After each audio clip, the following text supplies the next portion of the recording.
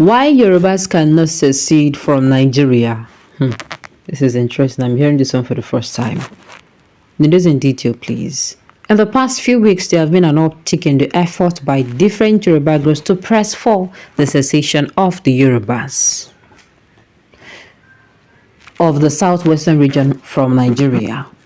First, it was Sunday Igboho, the freelance leader of one of the groups, who during an occasion in Ibadan retweeted his call for the idea, which he has been canvassing for some time now. The another motley group purportedly led by Mr. Nitiru Abiola, who claimed she was the wife of late Chief M.K. Abiola of blessed memory. The group, apparently acting under instructions from American abode, raided Mapo Hall in Ibadan and foisted a flag of the putative Oduduwa Republic. Then Professor Banji Akintoye, whose books on Nigerian history I read in my A-level, sent a letter to the president asking the president to hasten an open negotiation with his group for their demand on the behalf of the Yoruba for their quest to resist from Nigeria. From my formative years as a young star in Ilori in the late 60s to date, I have developed a deep knowledge and connection to the Yoruba, and I want to state without equivocation that Yoruba secession from Nigeria, as presently promoted, cannot and will not fly. And this ironclad conviction is born out of my understanding of Yoruba history and psyche, and also by the objective realities of present-day Nigeria. Our point of departure in this regard is the 19th century Kaji Wars in Yoruba land and the terms of the peace treaty that followed it. The Kaji Wars were mainly as a consequence of the collapse of the Oyo Empire and the chaos and uncertainty that followed it in Yoruba land. It pitted the other Yoruba subgroups like Ikiti, Ijesha, Ijebu, and Egba against Ibadan, the successor state to Oyo. The peace treaty of the Kaji Wars included some covenant that bound the Yoruba to observe and prevent a repeat of another Kaji type of war in the future. Any attempt by the Yoruba to secede from Nigeria under the present circumstances will certainly lead to another KG type war and will go contrary to the letter and spirit of a peace settlement of September 23, 1886 in Imesile and ended the 16-year KG war, wreaked untold havoc on Yoruba land. The KG war, which lasted from 1877 to 1893, depopulated Yoruba land, leading to the destruction of many towns and disrupted the lives and livelihood of millions of Yoruba, the effects of which are still being felt to this day by Yorubas and their descendants all over the world. It was without doubt one of the longest and most destructive civil wars in the world history, and those who had knowledge of that dark chapter of Yoruba history would never wish even a scintilla of it again. At the signing of the peace treaty following the end of the war, representatives from various Yoruba subgroups that fought the war, Oyo-Ile, Ibadan, Ijesha, Ekiti, Egba, and Ijebu, pledged never to wage war again in Yoruba land. But an important detail of that peace settlement, which has been less mentioned, has to do with the prophecy of a high priest who admonished the leaders of the various Yoruba groups that although he saw a new era of peace, prosperity, and progress coming to Yoruba land, it can only come if they choose to shift their swords to enable the good tidings to come to Yoruba land. The insight I gleaned from my oral interview with Papa Omaloja of Ikorodu in Ikorodu, Lagos, when I was doing research on the Kaji War for a presentation some few years ago. According to Papa Omaloja, both his grandfather and granduncle were participants in the war on the Ijebu side.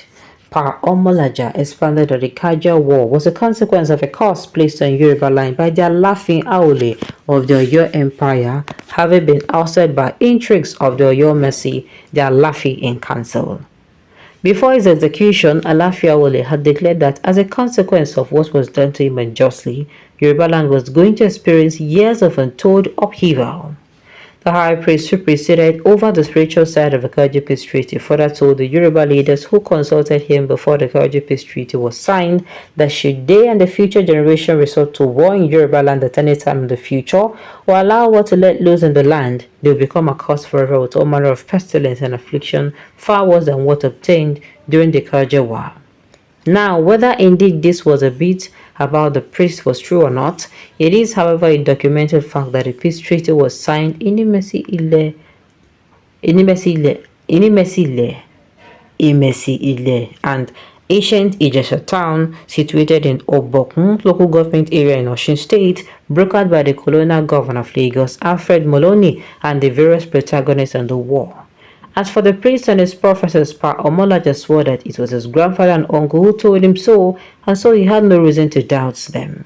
So we do not know that it is a practice by Yoruba, as with other African societies which exist to this day, to consult oracles, priests, and clairvoyants when contemplating or embarking on very important actions, like going to war or stopping it.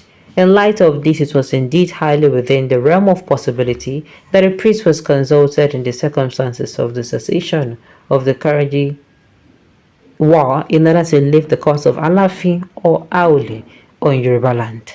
Having enjoyed the peace and prosperity prophesied, which has made Yoruba land the highest beneficiary of the modern Nigerian state throughout the years, it will descend to profound miscalculation where the Yoruba to attempt to secede from Nigeria. At the moment, the agitation were limited to effusions in the media, unlaughable, quixotic attention-seeking actions of a type that happened recently in Mapo Hall, Ibadan. When, however, Professor Akintoye and Igboho decided to force the issue through military confrontation, they would then inevitably come face to face with a laundry list of issues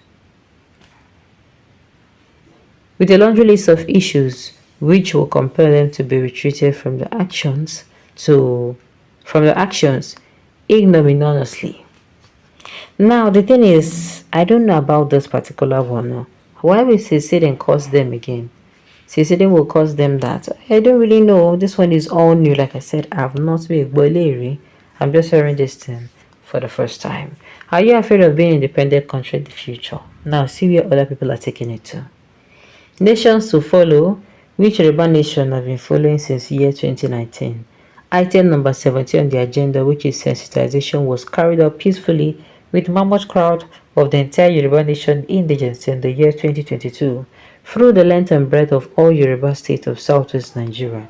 Yorubas are enlightened and law-abiding races on earth, so no paid Confucianists can succeed among us. As for Nitiri, we Yorubas know her, nor or did you not see her among us at our rallies in 2022?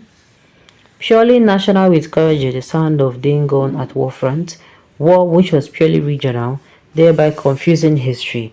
And in the amalgamation treaty it was entrenched that after staying together as Nigeria for 100 years, individual amalgamated nations can freely pull out of the amalgamation, and 100 years of amalgamation expired back in 2014. You will now see the antic of a paid Confucianist. Furthermore, there has been a laid down agenda arose at the United Nations. Well, this is interesting. People will be saying, don't hear this one, make not give us more. I love history. Alright, on this note, I've come to the end of the news. We say thank you for tuning in to listen until I come your way next time. Enjoy.